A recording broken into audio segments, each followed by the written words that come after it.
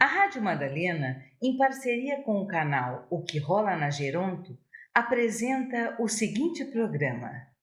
Olá, nós agora vamos iniciar a nova gravação do canal O Que Rola na Geronto.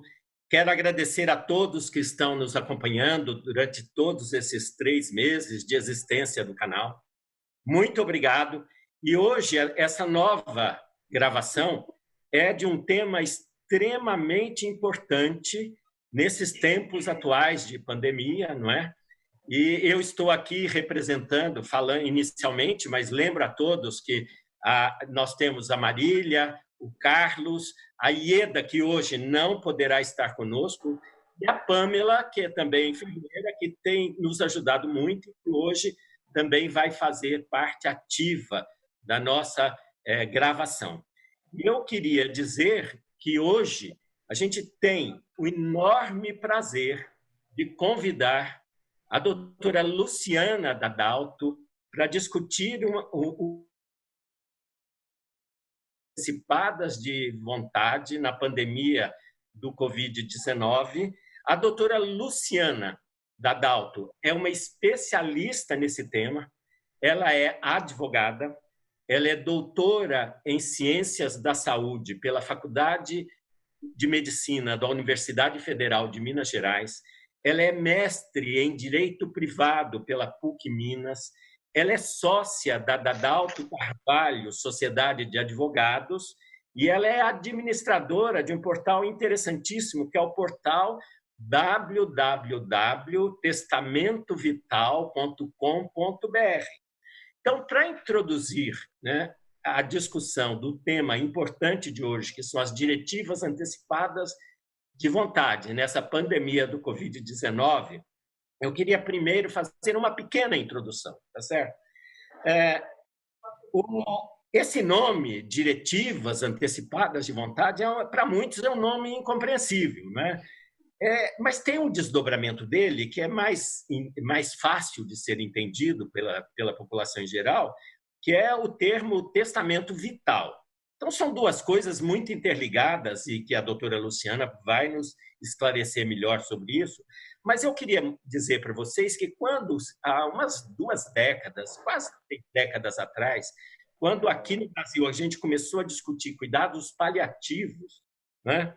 E surgiu também uma grande discussão entre os profissionais de diferentes áreas, então médicos, psicólogos, juristas, advogados, religiosos, tá certo?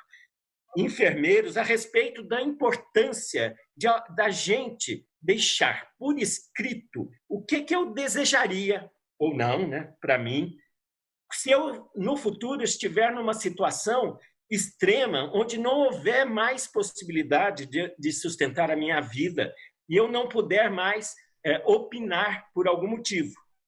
Então, era uma discussão, que é a questão do testamento vital e diretivas antecipadas de vontade, e que nessa crise atual do coronavírus, que traz, então, situações agora também extremas de risco à própria vida, principalmente para as pessoas idosas e para as pessoas que são portadoras de condições crônicas ou multimorbidade. Então, essa pandemia traz. E aí, como é que fica? E nós, então, gostaríamos de ouvir da doutora Luciana Dadalto pelo menos dois aspectos relacionados a essa questão frente à pandemia. O primeiro aspecto é o seguinte: vamos pensar no indivíduo que lá atrás, algum tempo atrás, deixou escrito um testamento dizendo quais eram as vontades dele, caso ele se encontrasse nessa situação em que sua vida estivesse nesse extremo risco, sem possibilidade de reversão, portanto, e que naquele momento ele não pudesse decidir, né, por algum motivo, ele está em coma ou pode estar numa demência avançada. Então, aquilo que ele deixou por escrito vai servir para que sejam respeitadas as suas vontades, expressas anteriormente, quando então ele tinha uma condição cognitiva em perfeito estado. Agora, será que nessa hora da pandemia, essa lei vai ser uma lei definitiva? Ela vai ser uma lei final? O indivíduo nessa hora, pode mudar de ideia. Por exemplo, eu disse lá que não queria ser entubado, eu disse lá que eu não queria ir para uma UTI, mas eu estava pensando numa situação extrema em que não houvesse possibilidade de reversão. Mas agora, no coronavírus, será que eu não posso dizer que não é uma doença que tenha uma cura imediata, mas tem alguma solução de acompanhamento? Ah, eu quero ser entubado, sim. Ah, eu quero ir para a UTI, sim, nesse momento. A segunda questão, e essa é a primeira questão que a gente faz para a doutora Luciana. A segunda questão é algo que aconteceu já na Itália, alguns países da Europa, e tem acontecido aqui no Brasil, em algumas cidades. Né? Se o sistema de saúde estiver colapsado e houver a necessidade de escolher entre duas pessoas para uma única vaga na UTI, entre duas pessoas para um único respirador que tem, será que os idosos deverão ser preteridos em detrimento dos mais jovens, que inclusive já foi dito por alguém aí, né? Mesmo que eles tenham, por exemplo, expressado a vontade de continuar vivendo? Então, doutora Luciana, são essas duas questões inicialmente que nós aqui do canal, que rola no Geron, gostaríamos de ver respondidas. Então, tenha a sua plena oportunidade de nos falar para todos aqui do canal. Ia começar agradecendo, então, a Marília, o Sérgio, o Carlos e a Pamela pelo... É um prazer. Acho que quanto mais a gente divulga, quanto mais a gente conversa sobre a autonomia do idoso, mais a gente muda o mundo, né? E a gente vive num país em que as pessoas acham, ou se acostumaram a achar que o idoso, por ser idoso, ele não possui mais autonomia. E isso é uma deturpação absoluta de um entendimento sobre o que é o envelhecimento e sobre o que é a autonomia. A gente só perde a autonomia quando a gente tem uma doença que nos ceifa a manifestação de vontade, seja porque eu estou em coma, seja porque eu tenho uma demência. Mas idade não é doença. Então, ninguém perde capacidade por idade. Isso é muito importante, porque eu costumo dizer que assim, a gente já tem uma prática no Brasil de objetificar o paciente. Então, pessoas doentes em geral, independentemente da idade, já são tidas pela família, pela instituição hospitalar, pelos médicos como objetos. E quando essas pessoas são idosos, a situação fica ainda mais complexa, porque essa presunção de objetificação ela é muito maior. Então, o objetivo da discussão sobre as manifestações prévias de vontade ela é exatamente nesse contexto, né? É de dizer para as pessoas que vão cuidar da gente que nós temos voz. Eu costumo dizer que o testamento vital é um documento que vai ser a nossa voz quando a gente perder a nossa voz. Então, o que é, né? Vamos começar assim, digamos, do começo. O que é o testamento vital? O testamento vital é um documento feito por qualquer pessoa acima de 18 anos, então uma pessoa que tenha capacidade civil, em que essa pessoa vai deixar escrito como é que ela quer ser cuidada, no que diz respeito a tratamentos médicos, quando ela estiver com uma doença irreversível, com uma situação grave, incurável. Então, se eu tenho um testamento vital hoje, eu, Luciana, tenho hoje 36 anos. Se eu faço um testamento vital hoje, ele vai ser utilizado quando eu tiver uma doença grave, incurável, numa situação de terminalidade. Esse é o contexto. Se eu, Luciana, tenho um testamento vital e sou diagnosticada com Covid, Covid não é uma doença, ela é uma doença incurável, mas ela não é uma doença crônica, grave, terminal. Covid é uma doença aguda, né? E que a gente sabe que é potencialmente reversível. Então, cura eu tenho um medicamento que eu vou tomar e vou curar, mas eu consigo reverter o Covid, diferente, por exemplo, da demência, que a gente não consegue reverter, da esclerose lateral amiotrófica, que a gente não consegue reverter.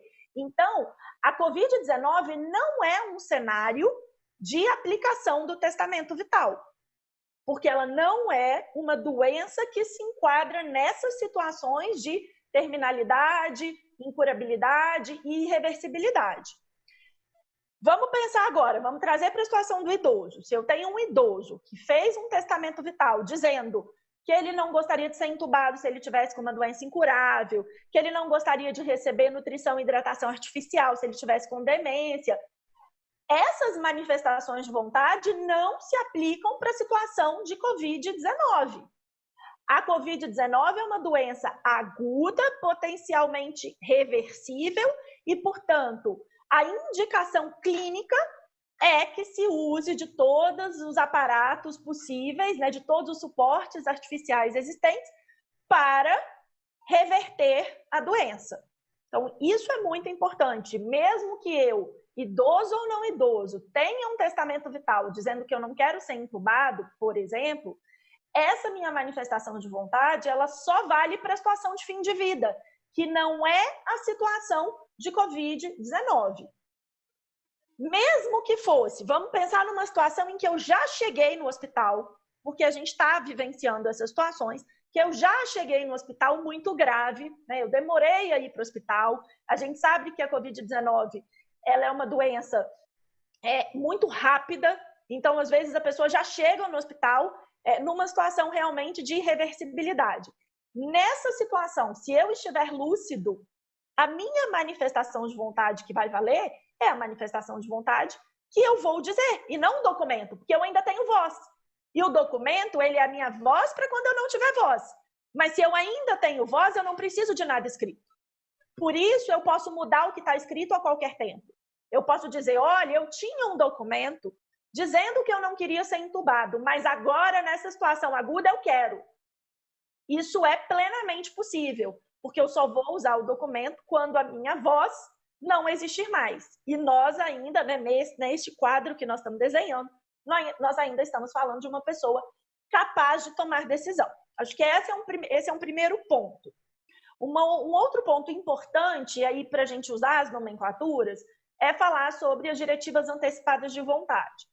As diretivas antecipadas de vontade, na verdade, elas são um guarda-chuva de documentos. Então, é como se a gente falasse de gênero e espécie.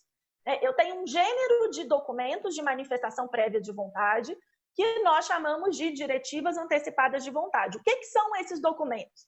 São documentos feitos por pessoas capazes previamente ao fato. Então, é uma pessoa que ainda não tem uma doença, não tem um determinado diagnóstico e que ela vai dizer como é que ela quer ser cuidada quando esse determinado diagnóstico acontecer. Quando e se acontecer. Porque, efetivamente, é um exercício de futurologia, né? Eu posso dizer lá, se eu tiver câncer, eu quero isso ou não quero aquilo, mas eu posso nunca ter câncer. E aí o meu documento nunca... 2020, os Estados Unidos, que são um país em que esses documentos surgiram, já reconhecem 6 espécies de diretivas antecipadas de vontade. O testamento vital é apenas uma delas, que é efetivamente o documento que vai ser usado nas situações de fim de vida, de terminalidade.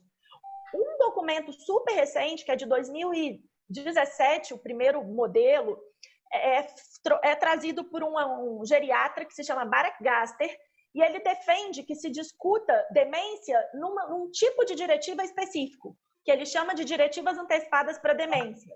A gente ainda tem as diretivas psiquiátricas, as ordens de não reanimação, a procuração para cuidados de saúde, também conhecida como mandato duradouro, e atualmente já se fala, inclusive, no entendimento de que o plano de parto, que é aquele feito pela parturiente, né, não tem absolutamente nada a ver com terminalidade, já se entende que o plano de parto também é um tipo de diretiva. Então, o que a gente, né, quando a gente está falando aqui numa situação de terminalidade, ou mesmo se a gente estivesse falando num documento para demência, nós estaríamos falando de situações completamente diversas da situação da Covid-19. E eu acho que isso é importante ficar claro. No contexto da Covid-19, o que a gente vai ter? A gente vai ter um entendimento de que todo paciente, né, se o paciente for maior de idade, ele é presumidamente capaz, então ele tem direito de recusar terapêuticas. Eu posso ter um idoso que diga, olha, eu não quero receber o respirador. A gente teve um caso na Itália de um padre já idoso e que disse verbalmente, falou, olha, eu não quero, só tem um respirador, usem para outra pessoa, eu abro mão. Mas isso é um gesto altruísta. Nós não podemos entender que essa é a regra, porque ela não é. Dar o seu respirador para outra pessoa não pode ser pedido para ninguém. E a gente também não pode partir do pressuposto de que a determinada pessoa deveria fazer essa sessão só porque ela tem X ou Y anos de vida. Isso é completamente discriminatório, absolutamente inconstitucional. Então, essa ideia de que eu vou fazer um critério de escolha sobre quem vai receber o recurso escasso, tendo com base na idade, essa é uma ideia que tem sido refutada no mundo inteiro. É interessante a gente pensar que, assim, nós estamos em maio, finalzinho de maio nesse momento. A gente está falando de coisas que tem 2, 3, 4 meses e parece que tem 5 anos com tanto de informação nova que apareceu. Então, há 4 meses atrás, menos, em março, foi quando surgiu a primeira publicação nos Estados Unidos de protocolo de alocação de recursos escassos, né? E veio essa ideia, e aí era uma publicação da Universidade de Pittsburgh que trazia um termo que era um termo sutil para falar sobre discriminação, que dizia sobre a prioridade dos ciclos de vida. Então, ele partia do seguinte pressuposto: nós precisamos possibilitar que as pessoas tenham direitos iguais de viver os mesmos ciclos de vida. Portanto, o idoso já viveu mais ciclos de vida do que o jovem, e por essa razão ele tem, né, o jovem tem uma prioridade. Essa história do ciclo de vida, ela é uma falácia para dizer ou para falar de discriminação, né? Nós estamos aí partindo de um pressuposto completamente falso de que só por ter mais ou menos anos, determinada pessoa é ou não elegível. Então, a gente sabe que, infelizmente, os critérios de escolha precisam acontecer, né? Nós estamos diante de uma situação absolutamente nova, né? Em que realmente está faltando recurso e que, portanto, a gente precisa estabelecer critérios e, na verdade, o mundo ideal é que a gente conseguisse ter um critério único para o nosso país. Esse critério não existe, não foi feito até hoje, nem o Ministério da Saúde, nem o Conselho Federal de Medicina. Não acho que ele vai acontecer, né? Acho que a gente já perdeu um pouco o timing, acho que a coisa está... E a gente tem visto situações completamente absurdas em instituições de saúde que efetivamente estão escolhendo com base na idade, dentro de um preconceito que, volto a dizer, é absolutamente ilegal e inconstitucional. Então, eu não posso, eu vou ter que fazer a escolha? Vou. Quais vão ser os parâmetros de escolha? Parâmetros técnicos. Então, a gente tem lá, né, na medicina, na área da saúde, tem N parâmetros, o SOFA, o ECOG, vários protocolos a serem aplicados, e aí muitos profissionais dizem assim, Luciana, mas os protocolos não funcionam, porque nós chegamos num número de empate muito grande. Então, eu uso um monte de SOFA, um monte de ECOG, e chego num ponto de ter 20 pessoas empatadas. Quais serão os critérios de desempate? E é aí que a idade estava entrando. A idade estava entrando como critério de desempate. Não, a gente não vai usar a idade como critério de desempate. Nós vamos achar outras possibilidades de critérios, nem que seja o critério, por exemplo, da randomização, que é o critério de sorteio, que não é, de toda forma, o melhor critério do planeta, mas, em termos de discriminação, ele é um critério muito mais justo do que um critério em que eu diga eu vou priorizar alguém porque tem 80 em detrimento de alguém porque tem 40. Até porque a gente sabe, e esse é um dilema que tem sido muito falado, assim, tem se utilizado uma história clássica, que é a história assim, imagina um jovem de 25 anos que nunca respeitou o isolamento social. E um idoso que respeita, está lá quietinho na dele, e aí, de repente, essas duas pessoas chegam, estão em critérios parecidos, etc., e eu tenho que desempatar entre os dois. É justo eu dar, né, o respirador, por exemplo, para esse jovem que não respeitou o isolamento? Não, não é. Então, a gente sabe que os critérios precisam ser para além de critérios de idade. O que a gente tem visto fora do Brasil? E aí, juntando a questão da alocação de recursos escassos e das manifestações prévias de vontade.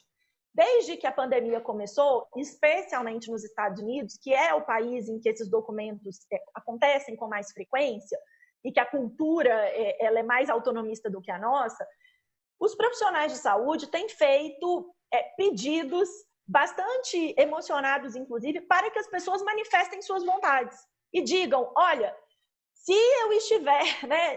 eu tiver Covid-19 e você precisar tomar decisões sobre a alocação de recursos, esses são os meus valores, esses são os meus parâmetros. No entendimento de que eu tiro o peso da instituição e do profissional se eu já tenho uma triagem digamos assim, pré-organizada de acordo com a vontade individual de cada sujeito. Porque realmente eu posso ter um sujeito que, independente da idade, vai dizer, se você precisar decidir entre mim e uma outra pessoa, por exemplo, que seja um pai de família, né, ou que tenha sei lá quantos filhos, pode ficar, eu prefiro que você dê o recurso para outra pessoa.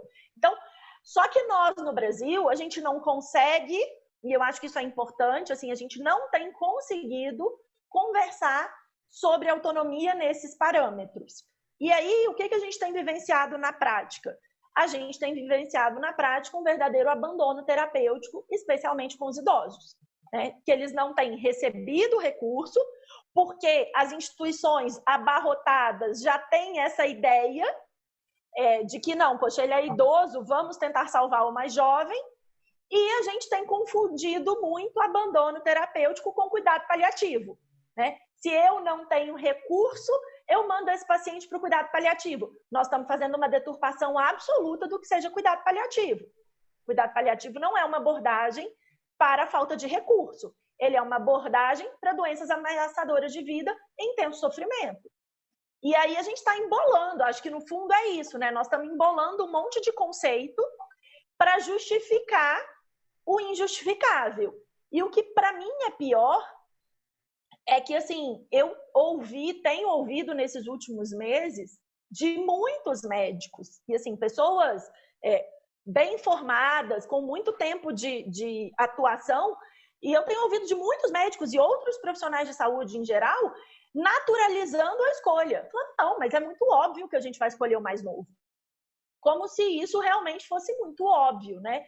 E aí a gente percebe como que realmente existe um etarismo, né? Um preconceito arraigado na nossa sociedade. E uma coisa que eu tenho dito muito, com muita frequência, tanto enfim, nas gravações que eu participei e no meu perfil do Instagram, é que quando a gente abre mão da proteção do idoso neste momento, nós estamos abrindo mão de sermos protegidos no futuro.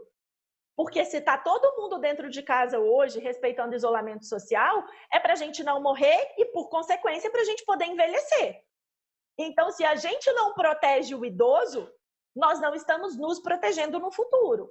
E eu acho que é isso que as pessoas ainda não conseguiram compreender. E uma coisa muito interessante, que eu acho que também é muito importante a gente trazer, é que, assim, está todo mundo aprendendo, né? Como eu disse, tem essa ideia mesmo cultural, social, arraigada do idoso. O que eu acho que está sendo bastante bonito é ver profissionais que estão mudando de ideia também, que depois que param, né, falam, opa, pera, realmente faz sentido, eu não tinha pensado sobre essa perspectiva, estão mudando de ideia. A gente vê isso claramente no protocolo da Associação de Medicina Intensiva Brasileira, da AMIB. A AMIB, na primeira versão do protocolo, ela usava o critério de idade para desempate. E ela ouviu todas as críticas e soltou, em uma semana depois, um novo protocolo, tirando completamente o critério de idade. Então, reconhecendo, e eu acho que isso é uma coisa importante também, né? É ter a humildade de reconhecer, falar, realmente, a gente, às vezes, faz coisas porque elas são naturalizadas na nossa sociedade. E a gente precisa parar com essa naturalização, a gente precisa raciocinar em cima de coisas que são naturalizadas. Porque, infelizmente, discriminação e preconceito no Brasil, tanto para o idoso quanto para outras camadas vulneráveis e minorias, é algo que é extremamente naturalizado. E alento ouvir isso de uma pessoa tão jovem. Nossa, e que lucidez você traz o tema e de uma forma tão apaixonante, Luciana, que é contagiante. Parabéns por este compromisso. Eu acho que nós precisamos muito desses compromissos do profissional. E aí a minha pergunta é um pouco anterior. Eu queria perguntar para você assim: por que é tão difícil na nossa sociedade falar de providências de morte e do morrer? E como nós, inclusive aproveitando este espaço do canal, nós podemos dialogar com a sociedade nesse sentido de entender que morrer faz parte da vida. A gente sabe, é óbvio, é lógico, mas é muito complicado eu ter a coragem de dizer, olha, eu gostaria que tivesse isso, eu gostaria disso. E, aliás, né, eu passei por uma experiência há 4 anos atrás de um diagnóstico de câncer extremamente grave, e eu me vi com a possibilidade imediata de morrer. E eu comecei a discutir o que eu penso em relação à morte e em relação a tudo. E as pessoas não me deixavam falar sobre o assunto. Não fala sobre isso, Marília. Você vai vencer, você vai conseguir, realmente. Mas a minha questão para você, que tem todo esse conteúdo, que você trabalha com essas diretrizes, que fala em terminalidade, finitude, por que é tão difícil falar da morte, Luciana? Essa é a pergunta de $1 milhão, né? Olha, assim, não sou eu que respondo. A gente tem vários estudos aí filosóficos, antropológicos, né? O Philippe Arrier, a gente tem o Ernest Beck, enfim, com a negação da morte. Acho que é um entendimento de que, assim, a negação da morte existe desde que o mundo é mundo, né? Desde a Roma Antiga, do Egito Antigo, a gente vê a negação da morte. Isso tem muito a ver com a ideia, né, com esse nosso ímpeto do ser humano de achar que nós somos o suprassumo, né? Nós somos tão importantes que imagina que nós vamos embora daqui. E nós também temos muita dificuldade desde sempre, e isso tem aumentado, acho que na contemporaneidade, com o controle, né? O controle para a gente é muito importante. E a morte, talvez de todas as nossas situações sociais ou existenciais, seja a situação mais incontrolável que a gente tem, né? Como que a gente controla a morte? A gente não sabe quando a gente vai morrer, de que a gente vai morrer. E aí a gente fica tapeando, né? Se eu não consigo controlar, se é algo que me coloca, que me faz entender o quão frágil eu sou, eu escamoteio, né? Eu finjo que ela não existe, eu jogo para debaixo do tapete. E aí a gente vem, né, com um vírusinho que ninguém enxerga e que de repente diz, tá vendo? Vocês estão aí querendo controlar tanta coisa e na verdade vocês não controlam nada.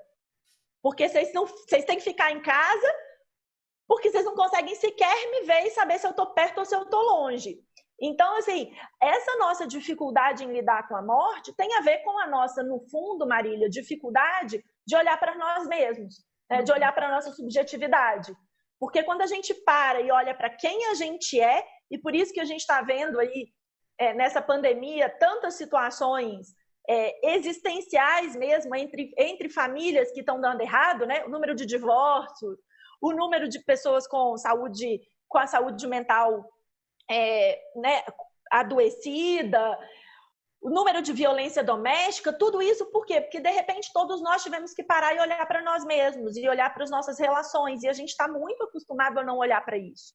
Especialmente nessa época atual de redes sociais, de relações que estão cada vez mais fluidas, né? Em que as pessoas se contam por número de seguidores, né? E não por tempo de contato. Então, eu acho que isso a nossa dificuldade de falar da morte sempre existiu, mas é uma dificuldade que vem sendo agravada pelo nosso estilo de vida. E aí eu acho que esse é um tema para uma nova conversa, mas assim, só para a gente pensar quais são as implicações que essa dificuldade de falar sobre a morte traz. Ela traz tanto essa implicação do prolongamento da vida, né, do prolongamento artificial, e que também é uma coisa comum, especialmente em pacientes idosos, né? pacientes idosos com demência avançada são muito... A terapêutica é muito obstinada, né? Vão para UTI, passa esses tubos, sonda e etc., porque a família não dá conta de entender, né, que aquela pessoa está morrendo, que o fim de vida está chegando. E a gente tem, por outro lado, um movimento mundial bastante grande, que parece coisa de ficção científica, mas não é, que é um movimento de pessoas buscando a cura do envelhecimento, que, que tem a ver com a discussão da imortalidade. Então, veja só, como que a nossa dificuldade de lidar com a morte gera efeitos completamente diferentes. Perfeito. E isso vai repercutir, obviamente, no fato de que nós temos poucos testamentos vitais no Brasil, né?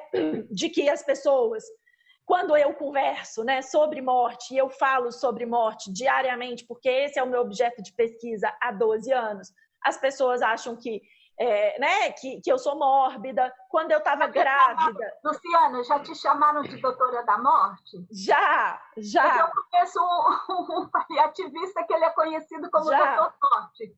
Sim. Quando eu estava grávida e dava palestra, né, bem barriguda, as pessoas, depois da palestra, falavam comigo que era um absurdo eu dar palestra falando sobre isso grávida. Então, assim, é realmente um descompasso. E o que eu percebo, né, com os meus estudos e com a minha vivência, é que falar da morte, ou pensar sobre a nossa própria morte, é pensar sobre a nossa própria vida, né? É refletir sobre como a gente tem vivido, porque se a morte é algo que a gente não controla, a gente consegue controlar a qualidade do nosso viver, que vai desaguar normalmente numa morte melhor, ou pelo menos, ainda que não seja melhor, dependendo do diagnóstico, mas numa morte com menos pontas soltas. A gente sabe que, no fundo, esse é o maior sofrimento de quem está morrendo, estar ali no leito de morte pensando que tinha um monte de coisa para resolver e que essas coisas não foram resolvidas.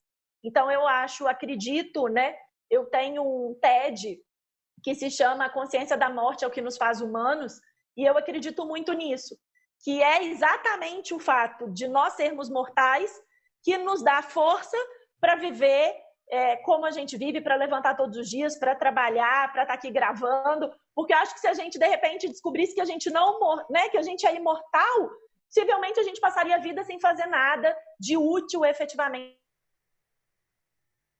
Ela é a nossa marca de humanidade e a gente precisa realmente dela, e a gente precisa tentar melhorar a nossa relação com esse fato que é, mais do que qualquer outra coisa, um fato absolutamente natural. Luciana, dentro disso que a Marília até colocou para você, né, essa dificuldade que existe em falar sobre a morte, quer dizer, ela conta o exemplo pessoal dela, né, de querer falar um pouco, né, sobre o processo da possibilidade de morte e a resistência das pessoas à sua volta. Nesse cenário, como é que fica a pessoa que decide seguir por uma diretiva antecipada de vontade? Né? É comum que a gente veja que seria interessante você ter um médico, por exemplo, que acompanhe você, um médico de sua confiança, para que você pudesse conversar isso com esse médico e seguir por esse caminho, né? O nosso sistema de saúde, ele não é tão simples. Né? Ele não é tão simples. Então, mesmo no público como no privado. Né? Então, você pegar um exemplo do sistema privado. Você vai por um convênio, você é assistido cada vez por um profissional diferente, aquele profissional que já te acompanhava um tempo, daqui a pouco ele não está mais no seu convênio. Enfim, se você vai para uma emergência, você vai ser atendido por alguém que nunca te viu. Então, como é que fica nesse caso, né, a gente não tendo esse acompanhamento, porque aí você não tem do profissional de saúde, você não tem essa segurança pelo profissional de saúde, e muitas vezes você também não tem nas suas redes sociais por essa dificuldade que as pessoas têm de poder falar sobre isso, né? Como fica essa garantia, né, nesse momento tão difícil? Então, Carlos, acho que você tocou num ponto extremamente importante, que para mim é o ponto nevrálgico assim das discussões sobre autonomia, sobre documentação de autonomia no paciente no Brasil, porque diferentemente dos países europeus, do próprio Estados Unidos, a gente não tem aqui um sistema unificado de armazenamento desses documentos. E isso, quem faz ou quem precisa fazer é o nosso governo. E a gente tem um projeto de lei que tramita desde 2018, então também não tem tanto tempo assim, mas enfim, está lá para a criação de um banco de dados e que vai dizer, a partir do momento que a Luciana fez o documento dela, ele vai estar na nuvem e, independente do hospital que ela for ser atendida, independente do profissional que ela for ser atendida, o profissional vai ter acesso a esse banco de dados. Isso ainda não é uma realidade brasileira. Então, hoje, quem manifesta vontade por meio do testamento vital ou, enfim, de qualquer outro documento, precisa carregar esse documento com a pessoa ou deixar esse documento com um amigo ou com um familiar, mas que seja alguém de confiança, porque eu vi a cara de susto do Sérgio, né? Porque realmente andar com um documento não é uma coisa simples, mas a gente tem situações práticas assim que são assustadoras, do tipo, e eu conheço bastante idosos que me disseram, que fizeram um testamento vital e me disseram, eu não posso deixar isso com a minha família, porque eu tenho certeza que a minha família não apresentaria, eles seriam contra as minhas vontades. Então, a nossa maior dificuldade hoje é de conscientização mesmo da população. Eu digo que, assim, de absolutamente nada adianta a gente ter um documento se a gente não consegue conscientizar os nossos amigos, os nossos familiares, os nossos médicos, as pessoas que estão ao nosso redor, da importância de respeitar a nossa vontade. Uhum. E isso tem a ver com aquilo que eu falei no começo, né? Com a ideia da objetificação do paciente. Então, para que eu vou respeitar a vontade da Luciana se ela está em coma? As pessoas não entendem que, estando em coma ou estando demenciada, eu continuo sendo uma pessoa. Né? E o respeito a quem eu sou ainda é relevante e ainda é efetivamente o cumprimento da legislação brasileira. Então, acho que antes, Carlos, para mim, assim, antes da gente pensar efetivamente na operacionalização desses documentos, que é uma coisa que não depende de nós, né? Nós dependemos do poder público, tem uma coisa que depende de nós, que é a conscientização. E a gente só conscientiza as pessoas falando, a gente fala 1, 2, 3, 1000 vezes, até que alguém entenda. Luciana, eu queria trazer aqui para vocês uma experiência que eu passei com a minha família, que vai falar bastante sobre isso que a gente está discutindo.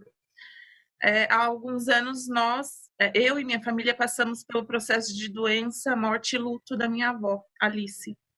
Ela era uma pneumopata importante e ela foi ficando dependente funcionalmente, né, muito dependente com o passar do tempo. E ela foi precisando cada vez mais de cuidados. E eu fui uma das cuidadoras dela, por bastante tempo eu fui a cuidadora principal dela.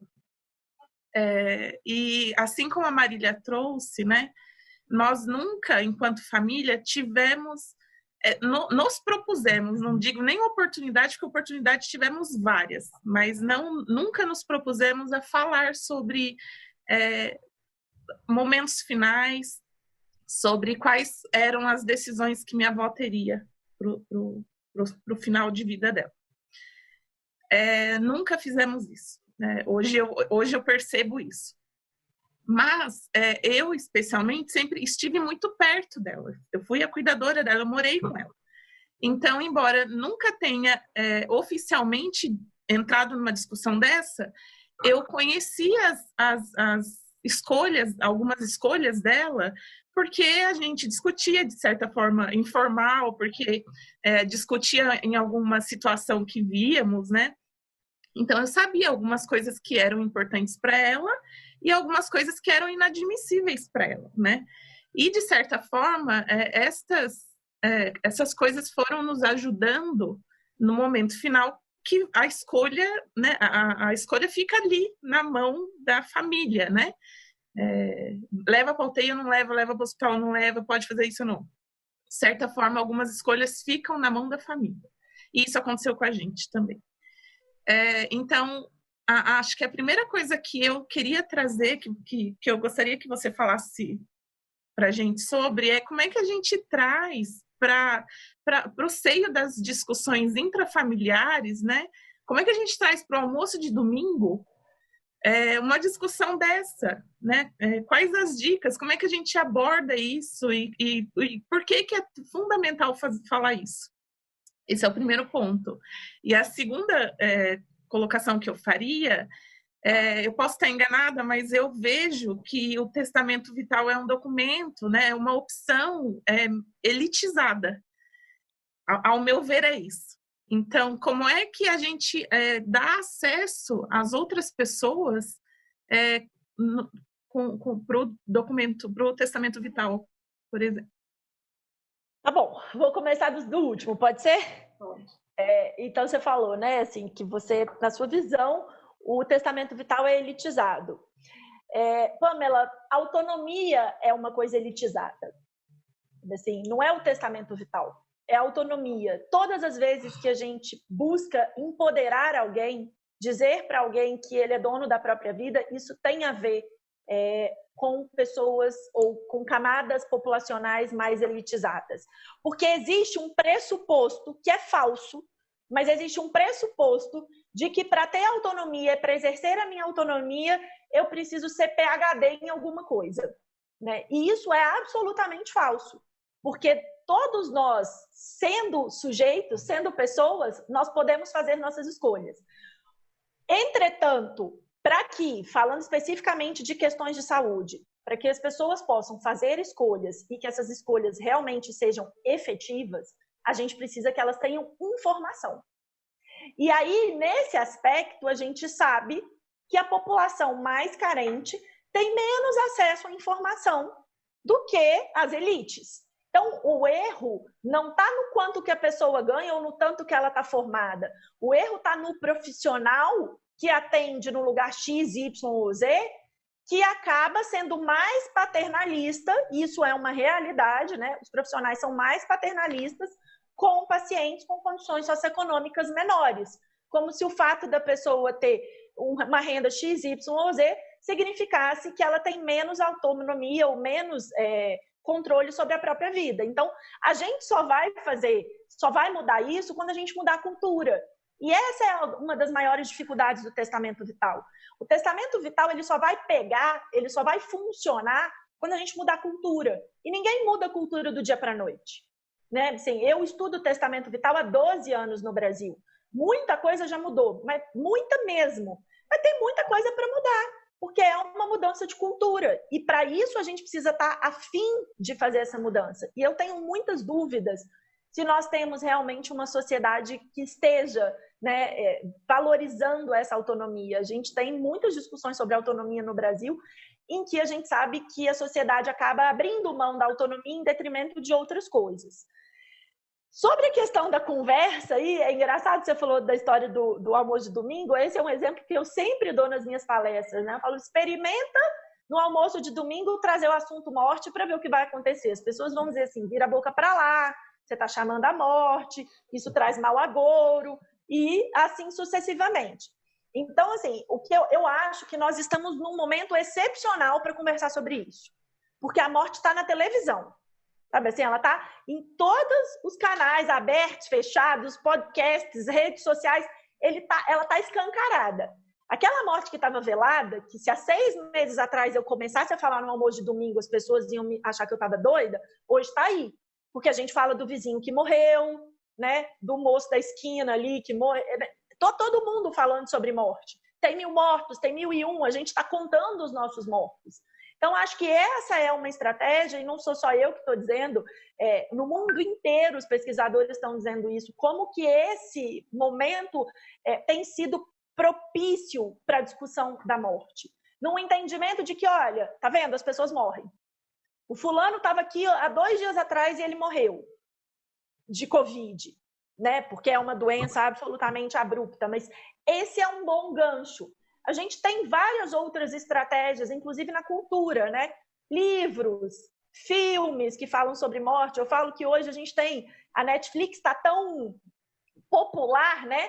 Tem tantos filmes de morte na Netflix e filmes com comédia, não são aqueles filmes muito pesados. Então, chamar a família para uma sessão de cinema, comprar... A Sociedade Brasileira de Geriatria e Gerontologia tem um baralho que se chama Cartas na Mesa, que tem o objetivo de ajudar as pessoas a iniciarem essas conversas. E é um baralho mesmo, a gente joga como se estivesse jogando baralho, custa R$20, está à venda no site.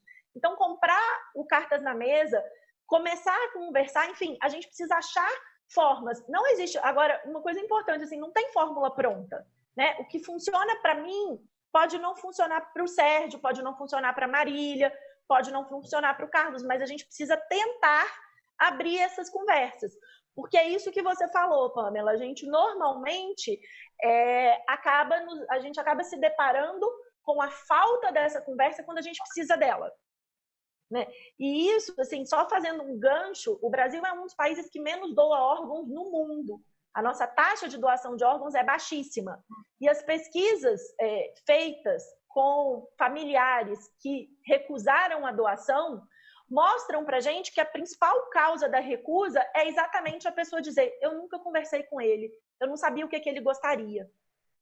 Então, assim, se a gente não conversa, como nós somos uma sociedade conservadora, a tendência é, se eu nunca conversei com meu avô e não sei se ele gostaria ou não de ir para uma UTI, qual é a tendência?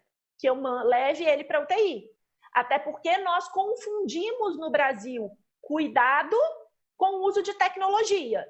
A gente acha que cuidar do nosso avô é levar ele para a UTI, quando, na verdade, pode ser manter ele em casa, né, controlando o sintoma para que ele sofra o menos possível, para que a morte chegue de forma natural. Mas se eu não levo para a UTI, alguém vai chegar e vai falar: como assim você não levou seu avô para a UTI? Você matou o seu avô? Porque a gente lida muito mal com conceitos, né? Com o que é vida, com o que é morte, com o que é processo natural, né? Então, acho que, no fundo, nós estamos falando aqui numa mudança, efetivamente numa mudança de cultura, que vai demorar, mas que a gente tem que começar. Não tem a ver também, Luciana, com a infantilização da velhice?